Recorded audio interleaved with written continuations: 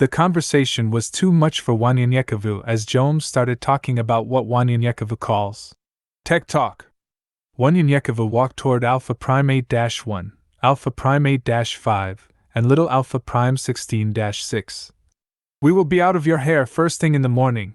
I just wanted to thank you for the hospitality. Alpha Prime 8-1 said. No problem, but I would like to ask a favor of you. Wanyanyekevu said.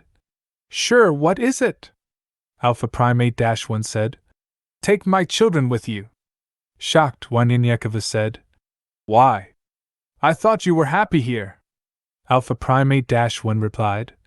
I'm 87 years old, and I'm just too old, and they need to live their life as normal as it can get for them. This is not a life to live. I had to get old to realize why my great-grandfather refused to join the others when they left. My children are mentally slow by at least 10 years, or how should I put it? They are younger than they are. They are behind in everything. I don't have long, and I want them to get away from here and have a normal life, but with someone safe and who won't take advantage of them. Wanyanyekevu scratched his head. I'm heading west to Arizona, and Computans are not welcome, or shall I say, not expected to live that way. It's dangerous, and I don't see how they can make it with me or anyone else at that. Alpha Prime 8-1 replied.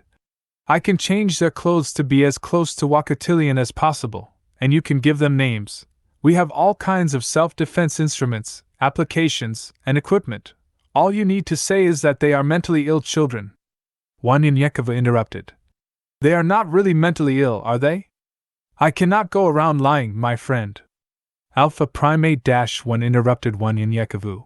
Wanyanyekevu, you will not be lying, for in the real world, when it comes to reasoning, problem-solving, decision-making, and their cognitive skills, they are lacking outside these walls. They would make it if the world were a computer. We both know that's not so.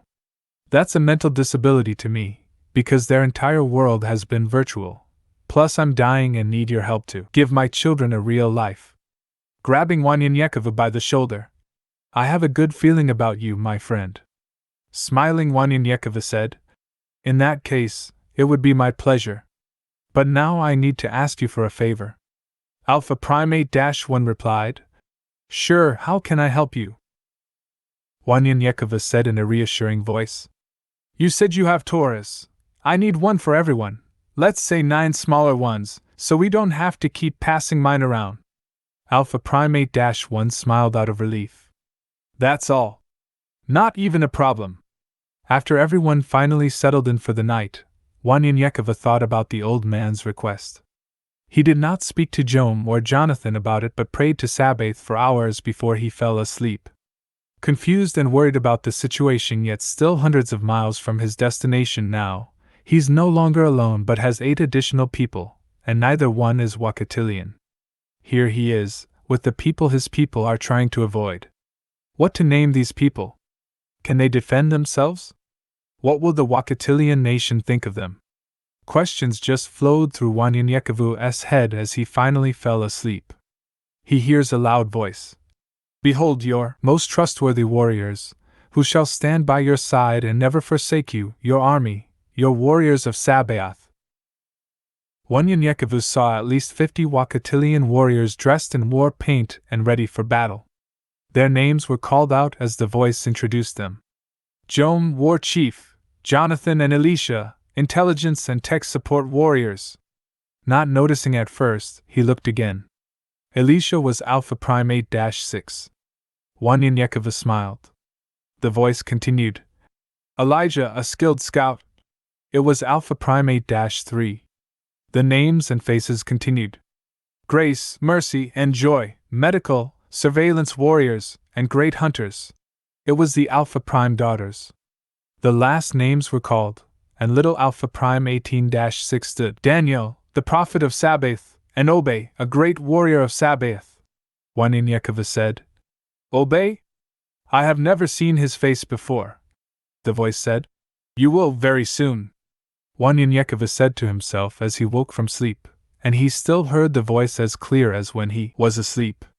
The voice was of Mletsi, the messenger of Sabaoth. There will be 12, but for now, You must go to Kabbalah Lake.